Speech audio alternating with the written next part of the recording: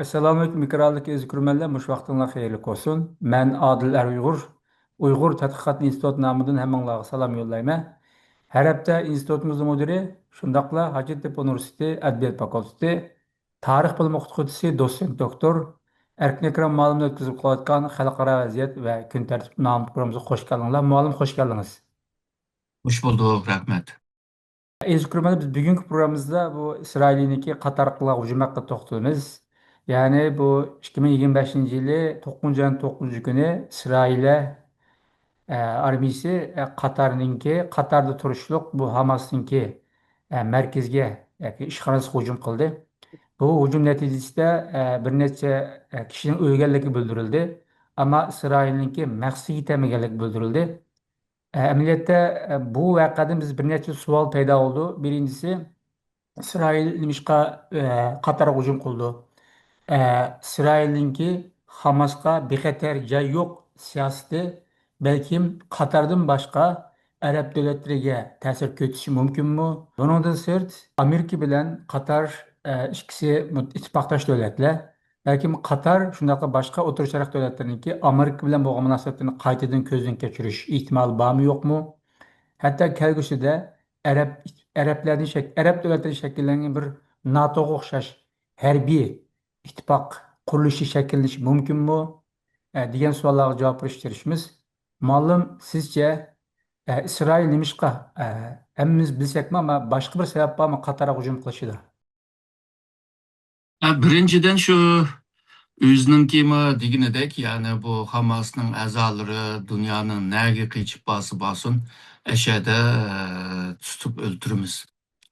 Bu xuda öz vaxtıda şu Xitayning Han sülaləsinin komutanları, mesela Çingtang degenler, ma bu Şimali Hun hükümdarı Çiçi Çan Yun'u şu Talas degen yerde tutulub öldürgen. Bu vaqtida majna bir gap bordi. Ya'ni Xitoyga chekinganlar nega qochib basın shu yerda o'ldiramiz degandek. Ikkinchidan balki shu O'rta Sharqda ya da musulmon davlatlarda Isroilga bo'lgan ba'zi noroziliklar bor. Misol Turkiya deymiz, Misr deymiz, Indoneziya deymiz, qatorliq bir davlatlar bor. Bu devletlerge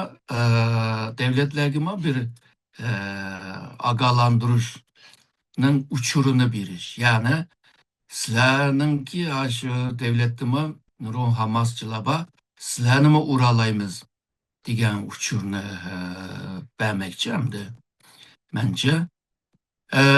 Ama bunda bir ahval peyda oldu. Çünkü otur şarttaki şu xavfsizlik ahvalını bu Amerika taraftan qo'llangan ularga qurol setib berish, ularni nurg'un dushmanlardan qo'g'dab qilish degandek. Ama hozir Amerikaningki ittifoqdosh davlati yana bir Amerikaning ittifoqdosh davlatini urib solgan bo'ldi-da. Bu nayta ig'ir bir vaziyat yaratgan bo'ldi. Chunki bu rayondagi davlatlar hamda Amerikaga bo'lgan ishonchisi ojizlaydi hamda. Bunda bir ahvalını yarattı. Bunu İsrail oyladı mı, oylamadı mı bilmeyme. Ama bu rayonda İsrail xavfsizlikni qo'g'dayman deb, texmi xavfsizlik bir muhitni yaratgandek turdi hozirgi vaziyat qaraganda. Malum bu Katar hükümeti derhal bayanat verdi. Yani bu İsrail'inki kılgan kılmışları devlet terörizmi kürdü dedi. Hatta bu halkara ilgilik hukuk noktasında intihan ağır bir kılmış ekanligini çokum jazaga tartish kerakligini deb o'tgan bo'ldi. Ama aqidilla Misrning prezidenti Sisi İsrailni düşman e'lon qildi. Bu İsrail Mısır tursa bu burun bir uruş yüz bergandi. İsrail'e Mısır'ni bir yengib olgan bo'lgan edi. Hatto ular o'rtasida bir kelishim imzolangan. Ammo mush kelishimga qaramay Sisi Isroilni dushman e'lon qildi. Hatto chiqiblar bir NATO o'xshash bir harbiy ittifoq qurishimiz kerak degan bir bayonotni berdi. Bu arab boshliqlari bir yerga yig'ildi deb bilma. Bu vaziyat borgan sari shu tarafga qarab ketayotgandek turdi. Sizce Mısır nimişqa düşman ilan kıldı bu bir. İkincisi NATO'ya o'xshash bir harbiy ittifoq qurish mumkinchilik bormi Arablar o'rtasida? Arab ittifoq davlatlar o'rtasida. Bu da bu nime İsrail'in kılganları bek işip ketken oldu. Yani bir sızlıktan işip ketken oldu. Hem bu nimede Gazze'de aşındak kılganları hazır 65 bin adamlarının ki ölgenliği 21 bin adamının balla boğanlığını bununla Arap dünyası çıdap turamaganda hazır kopup Katar'a okşaş tinçlikni esas kılgan bir devlet emdi. Arap devletlerinin arasında halkarada o yakşı obrazı boğan. Garp devletler bile, Şark devletler bile ama münasebetleri uçuk boğan. Ondan kim şu Afganistan meselesi ne hal kılgan çağdama yani şu Doha'da müzakere kılıngan. Şu nimenin ki İsrail bile ama Hamas arasındaki meselelerini hal kılışma yanı Doha boğandı. Bunda bir salayetli iyi boğan onda Arap devletler belki çıkamaz ama bunda devletler gibi urup sağan bolsa, ertügün biz gibi urup salalaydı o diyen bir düşünceye kelgen bolsa gerek Mısır. Bunda bir peyde bula jığın açtı bu Müslüman devletler Mısır jığılı. Köpünce adamlar hem de bir yerde çınara katırak bir inkaz ya ki tenkit çıkıdı o diyen ama yana diplomasi seviyene aşırı etmeyi bir beyannamını ilan kıldı hem de. Şununla nurgun Araplarımı bu beyannamadan rahatsız. Ama Sisi'nin ki bu katık çıkışı, katık hareketi, yaki sözleş, nurgun adamlarımı memnun kıldı hem de şu Arap halkının arasında değil mi? Hem de mesele şu, bu Araplar birlikte bir koşun kuruş mu ya ki mavu Müslümanlarla birlikte mi? Müslümanlarla birlik kılgan bolsa o zaman İran'ınki ahval kandak oldu, Türkiye'nin ahval kandak oldu. Ondan keyin Malezya, Endonezya degan devletler var, Pakistan degan devletler var. Bular burundan tartipla nurgun jığın kıladı ama jığında tüzükrek bir narsa çıkmadı. Şununla bu Araplar Ligi bolsun, yani Araplar Hemkarlık Birliği bolsun, bir yerdimi tüzükrek bir narsalar çıkmagan. Yani tüzükrek çıkmadı degenim mındalığı rol alamayvadıdı. Yani halkara sahnede. Yani özüge has boğan bazı alaytlıkları bile oturgu çıkıp çakırış gücü bile nurgun pulla buladı. Teknoloji bile, ilim bile yani tesirlik gücü bile bunu kılamayvadıdı. Yalnızla başka devletlerge enerji teminle kılgan bir devlettekle kıpkılıvadıdı şu. Şununla Prezident Sisi bunu davadıdı ama bunun kuruluşu pek kıyındek turdu. Çünkü bu Müslümanlık netice Müslüman devletlerinin ki arasında başka devletler bile münasebeti zıcı olup Müslüman dünyasıga boğan münasebetlerde ya ki kızıkışta bir ortak noktada emes yani. Şununla bayağı men ete bular nurgun jığın açtı hiç bir iş kılamadı degenim mi şurdu. Şununla men biraz guman kılıma Sisi'nin ki teklifine. Eğer de hakikaten bu da hem de en ahırkı kıdım dep kopsa kılışı mümkün. Bu teşkilatçılık ceddinde adımı. Bunu kılalıgandan keyin hem de kural lazım. O kural degende normalde işin dünya uruşunda hep kalan kurallar gerek emez. Yani yüksek teknolojilik kural lazım. Bunu Araplar nereden setip aldı? Türkiye'den mi? Türkiye'ninki kural seviyesi mi en yüksek teknoloji seviye emez. Yani mevcut teknolojiden faydalanıp ilgar kurallarını işlevadıdı. Hem de bunu Xitaydan iliş lazım mı? Rusya'dan iliş lazım mı? Amerika'dan mı? Kim birdi? İsrail'e karşı biz mındak kılımız kim birdi? İsrail bu arlıkka kırıp işlerini bozamdığı meselesi var. Yani kural meselesi. Kural mı boldu, pul mu boldu, iradı mı boldu, hem de can kılıçınınki uslubu, ideya, nime, başkuruş sistemi e, bularını tek kanda kılış lazım. Arap devletler paramparça, ordu öyle ama hıl mı hıl da hem de.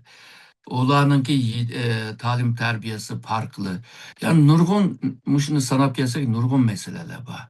Öz vaxtıda mı İsrail'e karşı netçe can kıldı. Yenilmezlikning sebebi mi muşu hazırkı men degan komutanlık zinciri degan bir sistemning ki pişip yetmegenligi de. Çünkü u yoqdan jig'ib, bu yoqdan jig'ibla birlikte vura deb hujum qilsa, u balki futuriydidir yani. Şununla bu iradeni oturup koyuş, bu fikrini oturup koyuş, iradeni hasıl kılış bu moyun bir ahval. E, Bu nime İsrail mi karab tomaydı, tosaş bozuşka tırışıdı. Amerika mı İsrail'ne dep şuna mı kılış gerek, kılış mı mümkün. Bu Arap devletlerini yatıştırma deyimiz var, cimik tutmak üçün mü tırış bakıdı dep oylayman. Hem de bunda peyde Xitay ve Rusya bu Arap devletlerine kollap, yok kışkırtıp, yok kılalat demdi. Ama bulama bence pek aralışıp ketmeydi dep oylayman. Şununla Sisi'nin teklifi yaxşı. Ama Arap dünyasında ya ki Müslüman dünyasında bununla karta güçlük bir inkaz ya ki birlik de kılımız deydiğen mında bir nersi yok. Eğer de kılımben deydiğen olsa bugünden itibaren ortak Ermeni e, yetiştiriş lazım hem de hazırdan başla. Malum biraz burun depetos bu Amerika bilen bu Katar ve başka bir devletler var. İttifaktaş. Hatta bu Katar hoş devletler Amerika'nınki bir xeterlik dairesideki bir devlet hesaplandı. Bu Amerika bilen İsrail mi ittifaktaş? Erceyetten Katar ile mi Amerika ittifaktaş? Hazır üç ittifaktaş oturursa bir mesele var. Hatta haberler qaragан çağda bu İsrail'ninki hücumidan Trump'ninki aldığın xəbri var degендek bir mezmunlar barda. Hatta Amerika bu qadimki İsrail'nin hücumuga mındaq bir kuchli inkos qaytarma dendi. Bir bayonotdek bir narsa berdi, to'xtab qoldi. Ya'ni cheklik qilib qoldi. Kutilgandek bo'lmay qolib qoldi. Sizce bu Amerika'nınki cheklik seviyede bayonot berishi ve Trump'ninki etishlar qaraganda mi? Bu hücumdan aldığın xəbər oluşu nimani keldi sizce? Yani baldır haber tapan bolsa bu hücumni qilma deydigan bir ihtimal var demekçimdi. Şununla o raketler uçup bo'lgandan keyin xabarim bo'ldi degan gap, men bilib bo'lguncha o ish bo'pti demekçi. Yani bundan mesuliyetten kaçmakçı. Bilmeydi deyiş de kıyın yani. Çünkü hava boşluktan aşı suni emradan hem nimeden bunlarını takip kılıp oldu. Hem de bazı sistemler birbirine bağlılık. Yani sen bir hareket ötken çağda o A'nın kimi sistemi kimi e, bağlandı ve ulama bilip bildirdi. Ha, Trump uxlab qalğan bolsa o başka hem de o kişilik ciddi uxlab qalğan. Ama haberi yok deyiş pek kıyın hem de bunun işlenmek pek kıyın. Malum bu Katar dep mi öttünüz bu neçe vaktin beri şu Araplar Müslümanlar otursun mesele olgan çağda ya Müslümanların başka bir grup otursun mesele olgan vakti bir murasselleşi rol oynap kelatkan emni. İzçil buların siyaseti diplomatik, tinçlik, tinçlik, tinçlik, tinçlik. Ama bu dakika hücumdan kim bu nimeden? Murasselleşi rolden çekinip çıkan oldu. Bunun için hem kanda buldu. Böyle murassalaşan bir devletme kanmı diyeyim Müslümanlar oturur. Müslüman devletler oturursa, Arap devletler oturursa. Bunundaki vaziyet tekimi ciddileşip gitemdi. Bir yerde kriz tekimi keskinleşip, çoğunluklaşıp gitemdi. İşenç tekimi acizlep gitemdi. Siz çıkandak oldu. Belki şu Trump'ın ki özü diginidek bu Katar'a emdi hücum kılmaydı dedi o. Belki muşunun bile toktap kılış mümkün. Bir mezgil ötkenden keyin Katar yana şu özünün rolünü icra kılış mümkün. Çünkü Katar'nınki bundak Arap dünyasının arasında bundak bilinip tanınıp gidişinki nurgun sebep bayağı degende bu hem Garp hem Şark devletlerle yakın. Hem de bu dünyanınki bu pul muamelesi sistemde bununki cık rolü var. Ondan keyin El Cezire degan bir kanal var.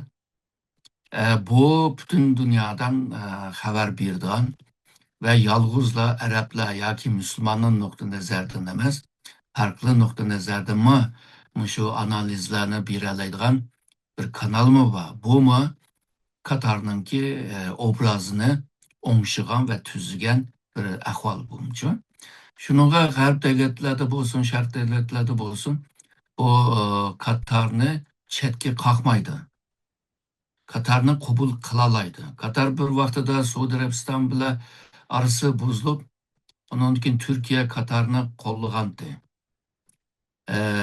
Türkiye bu Suudi bilan arası bozuktu bir vaqtlarda. Yani Cumhurreis Erdoğan bilan o Şahzade Salman bilan arasındaki meselelerdi.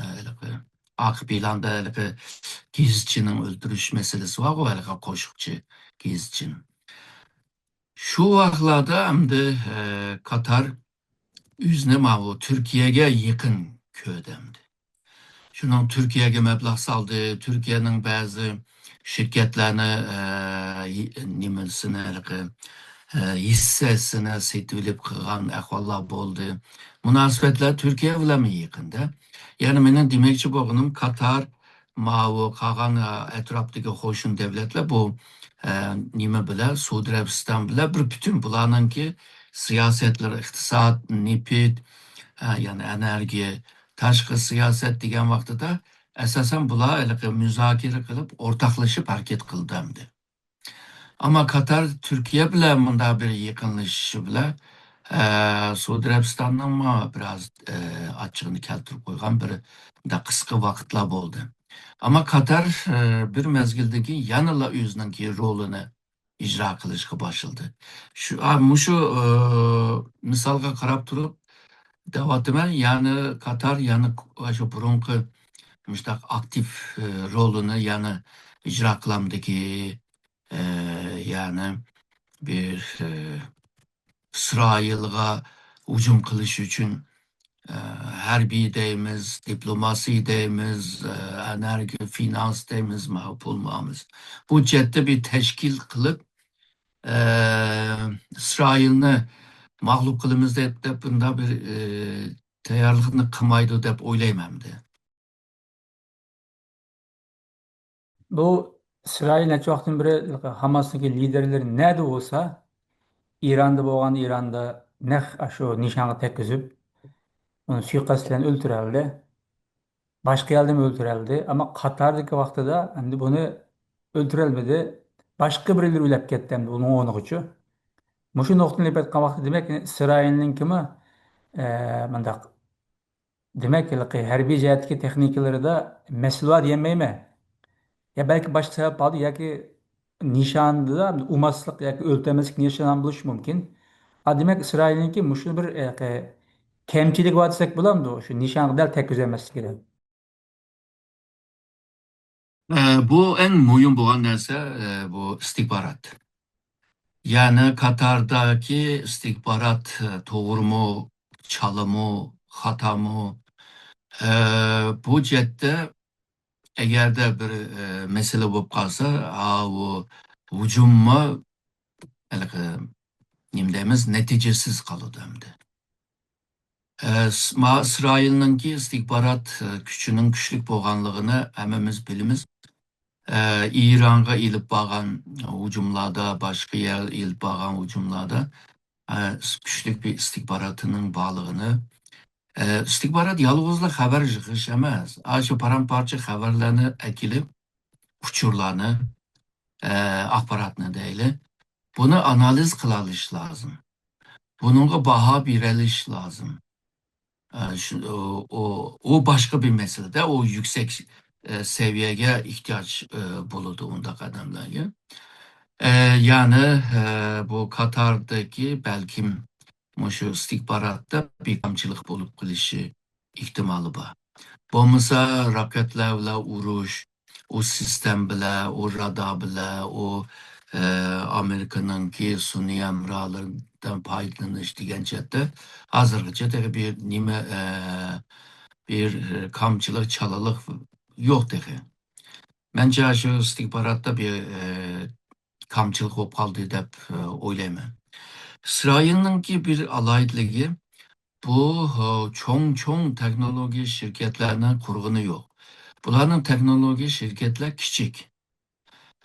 2 odam, 5 odam, 10 odam mushtaq tashkil topgan. Bular mushu cho'ng misolga kompyuter deymiz, qo'l telefon deymiz. Mushlarning ichidagi kichik nihoyatda mo'yim, nozik bo'lgan parchalarni ishlab chiqardi. Yinglaydi. E, Yinglab undan keyin cho'ng shirkatlarga sotadi. Manda degan chog'da texnologiyada chetdimi aciz bir devlet emesemdi. Bu bir zamanlarda Şimon Peres'ninki vaqtlarda İsrail'ninki iqtisadi nacharlashib ketgan. Yani enflasyon deganning %400'ge chiqib ketgan vaqtlar bor. Hozir hammasi o tushib ketdi. Şimon Peres qattiq qo'lliq bir siyoset bilan shu nima iqtisodni qutqizib olgan. Ve muhim bo'lgan bir tushuncha shu topgan pulni texnologiyaga selish. İlim texnologiyaga selish ve İsrailning mushu sohada alayda buluş lazım deb. Çünkü meyli istihbarat degan nima o biz ko'rgan kinodagi o josuslar emas. Yani bu işin içinde teknoloji var, nima havo bo'shliq var, dengiz osti var, quruqlik var. Hamma yerdan xabar to'playdigan gap hamda. Onun texnologiya lazım hamda. Agarda mustaqil budjetdan mustaqil bir istihbarat ilib borman deydigan bo'lsam, mushu yuksak texnologiyaga ehtiyojim bor. Qurollarni modernlashtirish, yanglashtirish bir kuchi bor. Ama sahip bo'lgan kuchni har doim to'liq ishlatalaydi degan bir gap yo'q. Amerikada ham kuchlik, ama her daim to'liq ishlatamaydigan ahvollar bo'ladi. O başka bir mesele de o kişi o insanga bağlı mesele. Yalnızla manga emas. Yani onunla mı bağlı da yalnızla İsrail emas. Katar'dakilerge mi bağlı da şununla insan meselesi kelgen çağda bunun iniq ifade qilish pek qiyin bo'lib qoladi.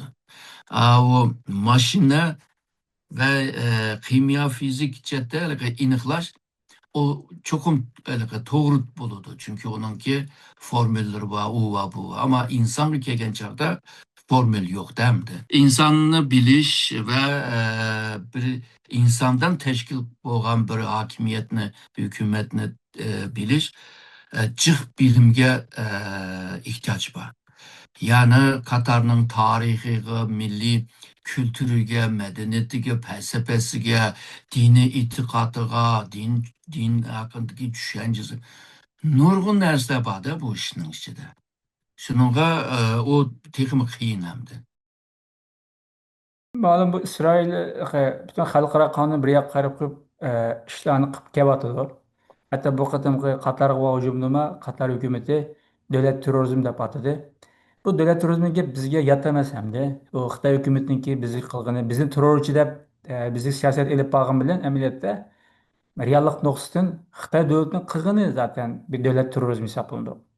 Demak, shu davlat terrorizm degan hukmni chiqish qilib turib, Katarning İsrail haqidagi mushu bir ayblashlari xalqaro qonunda qanchalik bir nimasini topadi, rolini joriy qildira oladi. Yoki xalqaro qonun shunga bir javob bera oladimi? Xalqarada şu terörizmin hukumunu berdiğin vaqtlar devlet terörizm de bir hukum yok. Ma ilmi sahada. Çünkü devletinin özü acı cinayet işleyelaydı, adamların türmüge taşlayalaydı, o sotlayalaydı, harbisi ba, sakçısı ba, kurallık sakçısı ba, hemen nime ba. Zaten kılvatkan iş terörge okşaydı.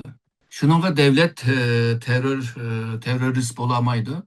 Ama bu devlet hakimiyetke ya ki başka hakimiyetke karşı çıkan muşta kurallıkla bolsa ve niyeti korku yartışı bile məqsədiga erişmek istese o vaqtida terörist deydi o depço, terörizm deydi dep. 1960'ların 1960'larda hemmemiz bilimiz şu Latin Amerika'da deyimiz, şu o Türk Şark'ta deyimiz, nurgun aşında kurallı koşullar battı. Bular bazıları komünist, bazıları Mao Zedongçı, bazıları Leninci degandekçi. Hatta bazıları Albanya'nınki burunki prezidenti Enver Hoca'cı mı bada. Bular aşında urup selip kılgandan keyin bundalarga bir hukum bile bunu iniklaş lazım deb Birleşken Devletler Teşkilatı'nda 1960'ların ahırı 1970 yıl boyunca Muşu hukumda talış için nurgun kıtım yığın kıldı. Ve bu yığında oturuğa koygan terörizm hukumu 130 neçə xil. Bu nima degan chaqda terrorizmning hukumu yo'q degan gaplardi. Bir hukumga 130 xil ta'bir berdigan bo'lsa, ya'ni bu ma'no yo'q-da buningki. 90'lı yillarga kelgan chaqda buningga bir qancha shartni qo'yib, misolga birinchisi bular qurol ishlatgan. Bir gunoh insonlarni o'ldirgan. Jamiyatga qo'rquv yaratgan ve bularninki siyasi emelleri boğan bir guruh adamlar. Muşu şartını koyup durup her devlet özüge karab onundankin terörizmni özü muşu iniqlap kılıvasın dep. Şunun her devletninki terörizm hukumu okşumaydı. Hem de mavu yıkınkı yıllarda şu devlet terörizm diyen gaplama çık işiltiliyordu. Hatta mavu bazı devletlerinin yukarı devlet adamları mı bunu davadıdı. Manda bir nersi var ki sen Birleşken Devletler Teşkilatı UNESCO taraftan bununla toluk bu iniklaş biremigen bolsa mı ama bazı hukumlar halkarada keng ko'lamda ko'plab ishlatgan taqdirda bu hukmni hamda qabul qilishga to'g'ri keladi. Shunga hozir agarda shunday bir niyat bo'lsa, shu devletni terrorist devleti deyman desa, hozirdan boshlab shu Birleşken Devletler Teşkilatı UNESCO'da shuni muzokara qilib qabul qilg'izish. Çünkü nima uchun bu yerda qilamiz deganda, boshqa devletlar tarafdan oson qabul qilinadi. Kılalaydı degan gap bu. Bo'lmasa Xitoy o'zininki terrorizmni deydi. Türkiye başka bir xil deydi, Amerika başka bir xil deydi.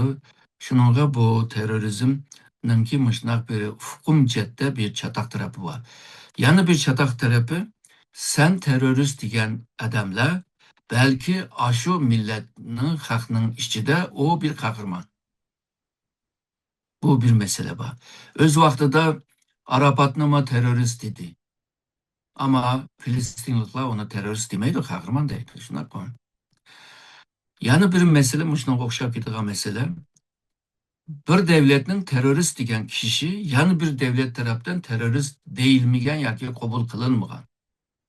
Hazır Pakistan Hindistan'la arasındaki bir cidel maaşı. Yani Pakistan taraftagilar buni qahramon desa, Hindistonliklar uni terrorist deydi. Xalqaro sudga berman desa veya Birleşken Devletler Teşkilatı'na şikayet qilman desa, misol Xitoydagi davlatlar to'saqlik qiladi. Halbuki shikoyat nomini buzishdimi, to'saqlik qiladi. Mundaq bir qiyin, murakkab bir narsa bo'lg'achqa, İsrailni terörist devleti desimi shu yozgan yerda qilib qilish mumkin.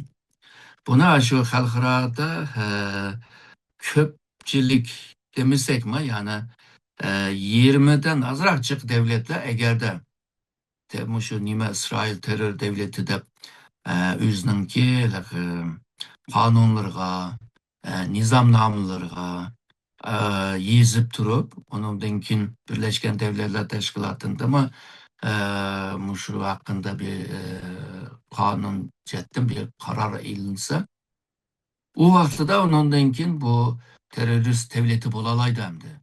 U vaqtida bo'ladi. Hamda terörist devlet bo'lgandan keyin uningki tadbirlar ilindi. Yani bu İsrail'ga kirgen pullarni, kirgen qurollarni, kirgen şu energiyalarni, texnologiyalarni hammani cheklaydigan ahvol chiqdi. O vaqtida İsrail'ninki işi pek qiyin bo'ldi. Ama bayağı degandek bazı murakkab meseleler var. Hazırca yani vaqtincha İsrailni terörist devleti deb turib, ondan terör bilan kurash qilish yoki terrorga hujum, terrorga jang ichish degan meseleler hamda bo'lmaydi hamda hozircha. Kirişiş turayotgan bu Qatarga o'xshash deymiz, Misrga o'xshash bu davlatlarni deymiz. Dam shunda bir qiyin ahvolga qilishi, ularni Amerikadan yiroqlashtirib, Xitoyga yaqinlashtiradigan yoki Xitoyga beqinlik qilgan ahvollarni keltirib chiqamiz, chiqamamdi. Chiqdi. Hozirdan boshlayotdi hozir. Bu Amerika'dan yoki G'arbdan ümit topamaganlar, yani Xitoyga, Rossiyaga, boshqa davlat. Hatto bu Suudi Arabistonmi Pokiston bilan mutabiye jihatda bir so'zlashmaga imzo qildi. Kelishim. Bu mutabiye deganiki hammamiz bilamiz, bu qurolliq meselesi. Çünkü Pakistan İslam dünyasında yadro qurolga ega bo'lgan ve uzun menzillik bu raketga ega bo'lgan. Bu Pakistan bilan hamkorlik qilib turib, o'zininki mushu sahadagi kamchilikni to'liqlamoqchi. Buni Suudi Arabiston qiladi. Atugim Suudi Arabiston undan keyin qolgan mushu Arab qo'ltiqdagi davlatlarni yig'ib, biz o'rtaqmi shu roketga qarshi o'zimizni qo'llab qoldigan bir sistemni qurayli, hammamiz birlikda pul chiqarayli, hammamiz birlikda ishlab chiqarayli. İsrailninki shu raketlarga, bombalarga uchib kelgan dron, aeroplanga qarshi chiqalaydigan bir sistem qurayli deyish mumkin. Hozirdan boshlagan, ya'ni yomon tez boshladi-da bu. Hamda hammamiz bilamiz, Pokistonnimi shu qurol bilan ta'min qilayotgan yoki ma'lum saviyada texnologiyani, qurol texnologiyani berayotgan Xitoy. Shuningga atugin yana Xitoy bilan yaqinlashishning ehtimoli bor. Bu yaqinlashish balki diplomasiy jihatdan, siyosiy jihatdan bo'lmasimi, shu qurol tijorat jihatda bo'lishi mumkin. Qurol ishlab chiqarish jihatda Rossiyami yaxshi. Undaqda Rossiya bilan balki maxfiy yipiq bir şekilde bu münasebetlerini taraqqiy qildirish mumkin. Shuningga bu İsrailning Katardagi Hamaslarni urib saldırdım degan bir vaqa hozir bu O'rta Sharqdagi davlatlarning İsrailninki hujumiga qarshi o'rtaq mutabiye qilishninki yo'llarni izlashga sabab bo'lyotidi. Bu sebepten texmo cho'ng sebep Amerikaga bo'lgan ishonchisi ajizlayotidi. Yani bu ahvol Amerika uchun yaxshi bir ahvol emas. Bunda deganda İsrail Amerikani monopol qilib olib, özününki nima mənfəəti üçün, milli mənfəəti üçün Amerikanı mı qurban qılalaydigan bir vəziyyət yaratılıb. Әмді hazır başlangıç qodığı kelgüsünde kandarak taraqqa qıldı, anğıca yana bir analiz qılamız.